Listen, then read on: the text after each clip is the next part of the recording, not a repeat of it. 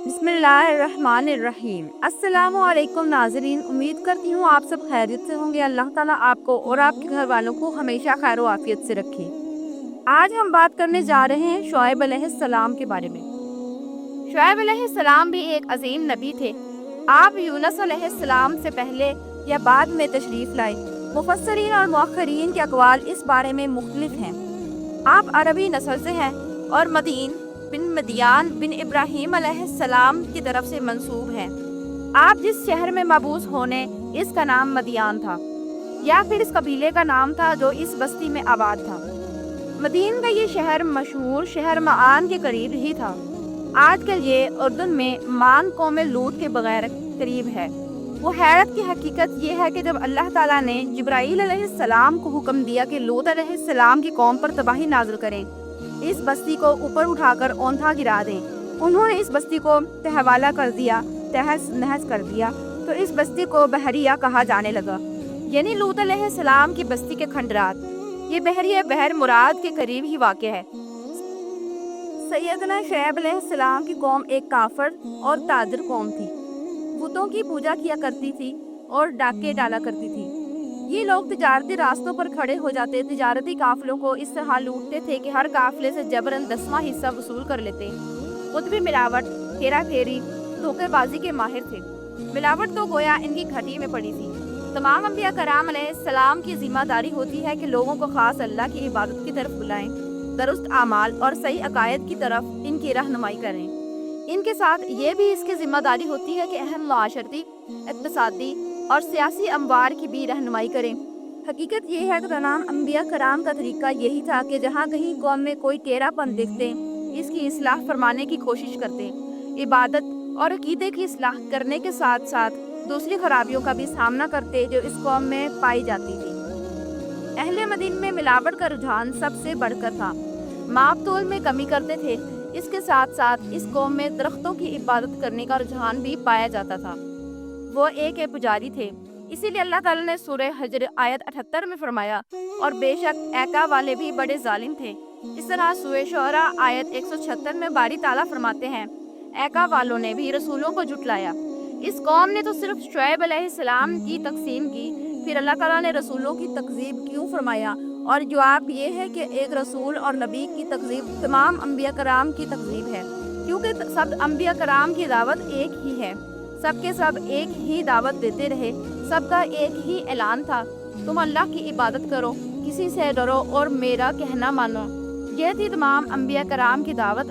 اللہ رسول سورہ اعراف آیت 59 میں فرماتے ہیں، تم اللہ کی عبادت کرو، اس کے سوا کوئی تمہارا معبود نہیں۔ مطلب یہ کہ تمام انبیاء کی دعوت ایک ہی تھی۔ اب جو آدمی سے ایک نبی کو جھٹلاتا ہے، اس کی تعلیمات سے کفر کرتا ہے، تو گویا وہ سب کو جھٹلاتا ہے، سبھی کی تعلیمات سے انکار کرتا ہے۔ یہی وجہ ہے کہ اللہ تعالیٰ نے فرمایا، ایکا والوں نے رسولوں کو جھٹلایا، باوجود اس کے کہ انہوں نے صرف ایک رسول کو جھٹلایا تھا۔ شعیب علیہ السلام نے قوم کو دعوت دینی شروع کی۔ اللہ تعالیٰ سورہ اعراف آیت 85 میں فرماتے ہیں، اور ہم نے مدین کی طرف ان کے بھائی شعیب کو بھیجا، انہوں نے فرمایا، اے میری قوم، تم اللہ کی عبادت کرو، اس کے سوا تمہارا کوئی معبود نہیں، تمہارے پاس تمہارے پروردگار کی طرف سے واضح دلیل آ چکی ہے۔ سب کے سب انبیاء کرام معجزات کے ساتھ تشریف لائے ہیں۔ اگر معجزات نہ ہوتے تو لوگوں کو کیسے پہچان ہوتی کہ وہ حق پر ہے؟ معجزات نہ ہوتے تو ہم ایک سچے نبی اور نبوت کے جھوٹے مدعی کے درمیان کیسے فرق کر سکتے تھے؟ نبی برحق تو معجزات لے کر آتا ہے، دنیا میں کوئی نبی ایسا نہیں آیا جو معجزات لے کر نہ آیا ہو۔ موضع کی تعریف میں علماء لکھتے ہیں، موضع اس خلافت عادت امر کو کہتے ہیں جو انسانوں کی طاقت سے بالاتر ہو اور اس میں کسی آدمی کا عمل دخل نہ ہو، یعنی جس کو پیش کرنے سے انسان عاجز ہو۔ عاجز کرنے والی وہی چیز ہوتی ہے جو زمینی قوانین اور ضوابط کے خلاف ہو، مثلاً مردوں کا زندہ کرنا، پہاڑوں کو چیر کر اونٹنی کا نگل آنا، لاٹھی کا سانپ بن جانا، چاند کے 2 ٹکڑے ہو جانا اور دیگر معجزات۔ مختصر یہ ہے کہ جو نبی دنیا میں تشریف لائے، کوئی نہ کوئی معجزہ ضرور ساتھ لائے تاکہ لوگ ان کی سچائی پر ایمان لے آئیں۔ اگر کوئی شخص نبوت کا دعویٰ کرے اور ہاتھ کی صفائی سے کوئی شعبہ دکھائے تو وہ معجزہ نہیں ہے۔ یہ معجزہ ہونے کے لیے چند شرائط ہیں۔ نمبر 1 کہ وہ کام خلاف عادت قوانین فطرت کو توڑنے والا ہو۔ نمبر 2، اس کام کو اللہ کسی نبی یا رسول کے ہاتھوں پر ظاہر کرے۔ نمبر 3، عورتوں سے ظاہر نہ ہو، اس لیے کہ انبیاء سب کے سب مرد تھے۔ اللہ تعالیٰ سورہ یوسف آیت 109 میں فرماتے ہیں، آپ سے پہلے ہم نے جتنے رسول بھیجے سب مرد ہی تھے۔ نمبر 4، اس موضوع سے وہ دوسروں کو چیلنج بھی کریں کہ مخالفین میں سے کوئی ایسا کر کے دکھائے، چاہے سب مل کر دکھائیں۔ مطلب یہ کہ وہ معجزہ سب کے لیے چیلنج ہو۔ شعیب علیہ السلام بھی اپنے معجزے کے ذریعے اپنی قوم کو چیلنج کیا۔ اللہ تعالیٰ ان کی زبان سے سورہ اعراف آیت 85 میں فرماتے ہیں، تمہارے پاس تمہارے رب کی طرف سے واضح دلیل آ چکی ہے۔ شعیب علیہ السلام ایسے واضح اور روشن انوار ان کے سامنے پیش کرتے ہیں کہ جن پر عمل پیرا ہو کر وہ دنیا اور آخرت میں فلاح پا سکتے تھے۔ سورہ اعراف آیت 85 میں، بس تم ناپ تول پورا کیا کرو اور لوگوں کو ان کی چیزیں کم کر کے مت دو۔ دین میں اس کے بعد اس کی درستگی کر دی گئی، فساد مت پھیلاؤ، یہ تمہارے لیے فائدہ مند ہے اگر تم تصدیق کرو۔ اللہ تعالیٰ سورہ اعراف آیت 86 میں فرماتے ہیں، اور تم سڑکوں پر اس غرض سے مت بیٹھا کرو کہ اللہ پر ایمان لانے والوں کو دھمکیاں دو۔ مطلب یہ کہ تمام تجارتی راستوں میں کٹوتیاں کرنے کے لیے نہ بیٹھا کرو، اور اگر وہ تمہیں رقوم ادا نہیں کر سکتے تو تم انہیں دھمکیاں دیتے ہو، جیسا کہ سورہ اعراف آیت 86 میں ہے، اور تم سڑکوں پر اس غرض سے نہ بیٹھو کہ اللہ پر ایمان لانے والوں کو دھمکیاں دو اور اللہ کی راہ سے روکو اور اس میں گدی تلاش کرنے میں لگو۔ اللہ تعالیٰ سورہ اعراف آیت 86 میں فرماتے ہیں، اور اس حالت کو یاد کرو جب تم کم تھے، پھر اللہ نے تمہیں زیادہ کر دیا۔ ان کی تعداد بالکل تھوڑی سی تھی، اللہ نے بڑی تیزی سے ان کی تعداد میں اضافہ کر دیا۔ لیکن جب انہوں نے شعیب علیہ السلام کی بات کو نہ مانا تو ان کا انجام کیا ہوا؟ اللہ تعالیٰ سورہ اعراف آیت 86 میں فرماتے ہیں، اور دیکھو کیسا انجام ہوا فساد کرنے والوں کا۔ لوط علیہ السلام کی قوم چونکہ ان کے قریب ہی تھی، اس لیے ان کے انجام سے ڈرایا جا رہا ہے۔ قوم لوط کا واقعہ ان کے جا مشہور تھا۔ شعیب علیہ السلام کی دعوت کا تذکرہ سورہ ہود آیت 88 میں ہے کہ شعیب علیہ السلام نے اپنی قوم کو مخاطب کر کے فرمایا، میرا ارادہ تو اپنی طاقت بھر اصلاح کرنے کا ہی ہے۔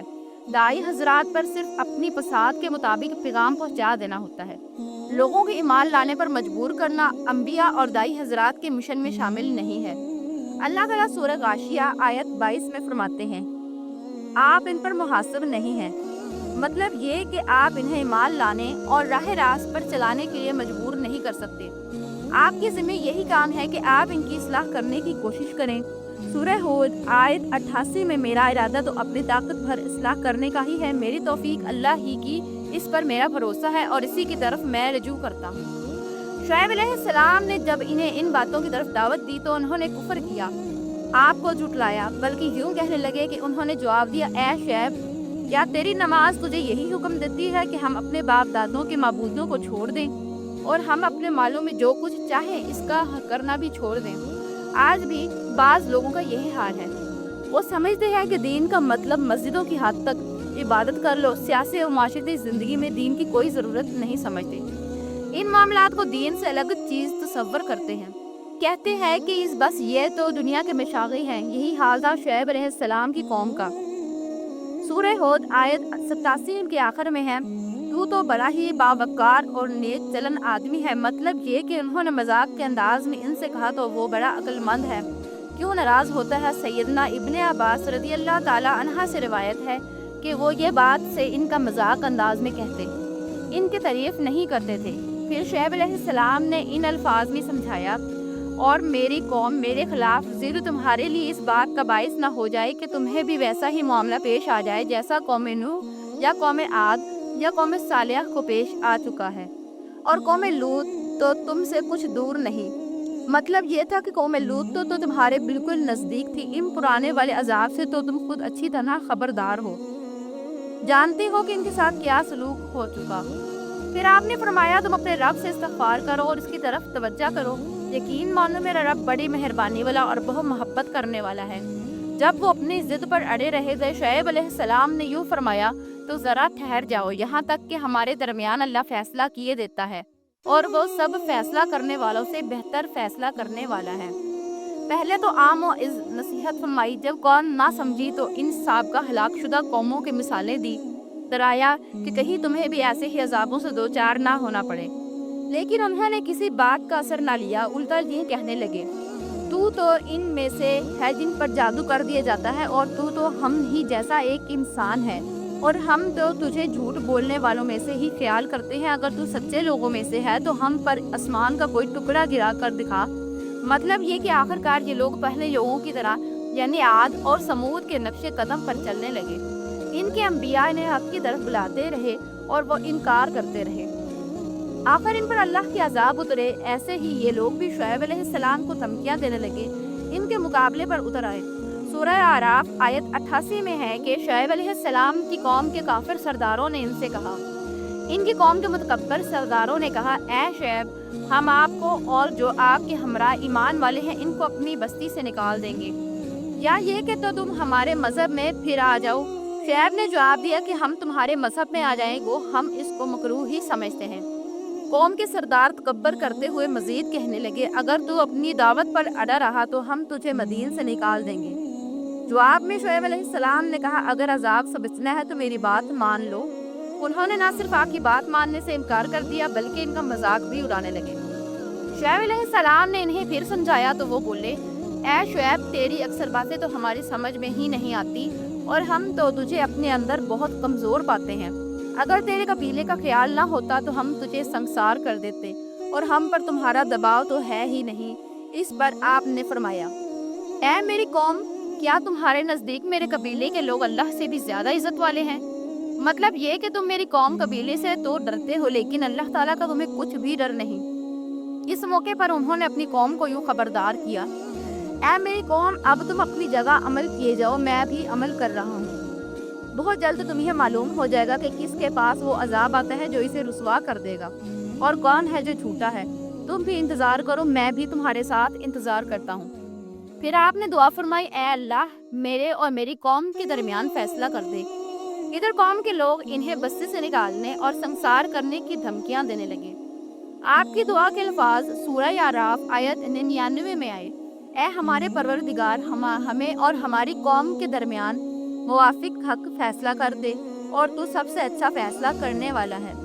آخرکار فیصلے کی گھڑی آ پہنچی۔ اللہ تعالیٰ نے سیدنا شعیب علیہ السلام اور ان پر ایمان لانے والوں کو نجات عطا فرمائی، اور ان کی قوم پر عجیب و غریب عذاب نازل ہونا شروع ہوا۔ اور عذاب صرف ایک ہی قسم کا نہیں تھا، کئی نوعیتوں اور شکلوں میں آیا۔